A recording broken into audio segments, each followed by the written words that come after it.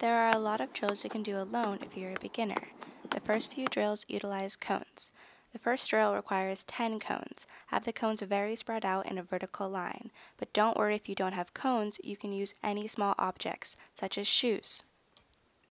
For this first drill, use the insides and outsides of your right foot to weave through the cones. Once you reach one end, stop the ball with the sole of your foot, turn around, and do the same thing going back.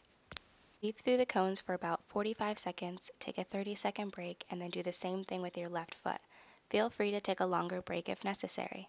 For this next drill, you should only be using 2 cones. Spread them out about 10 feet apart. Don't be afraid to go slow in the beginning for this drill so you can feel comfortable doing each technical move. First, you're going to dribble with your right foot from the starting cone to the second cone. Pull the ball back with the sole of your right foot, turn around, dribble back to the first cone with your right foot, and continue this pattern for 45 seconds. Take a 30-second break and do the same thing with your left foot for 45 seconds. Take another 30-second break. The next dribbling pattern is the same as the previous pattern, but you will chop the ball with the inside of your foot when you get to the cone. Do this for 45 seconds with your right foot, take a 30-second break, and then do this with your left foot as well.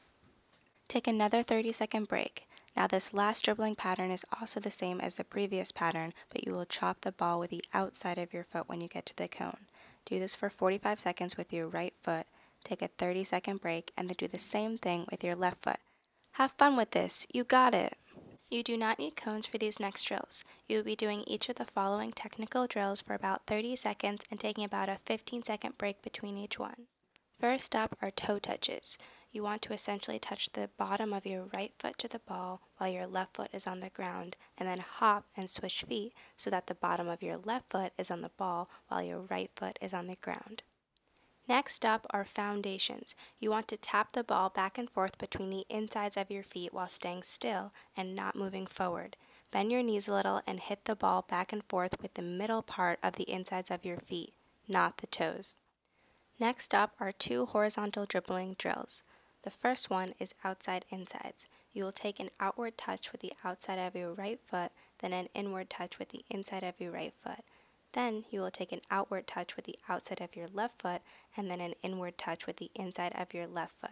Do this for about a minute and just focus on understanding the pattern and the technique.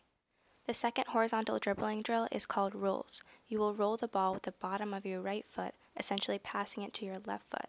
The inside of your left foot will then trap the ball and roll it over with the bottom of your foot, essentially passing it to your right foot, in which you will then trap the ball with the inside of your right foot and continue this pattern for about a minute as well. Another good drill to do as a beginner if you're alone is passing against the wall. For example, pass the ball against the wall with the inside of your right foot, trap it with the inside of your right foot, and pass it against the wall with your right foot again. Continue this for a minute, take a break if needed, and then do the same thing with your left foot. Again, don't be afraid to start off slow in the beginning so you understand and feel comfortable with the passing and trapping technique. All of the drills in this video are important to do as a beginner in order to gain good ball control, so take your time with each one and have fun.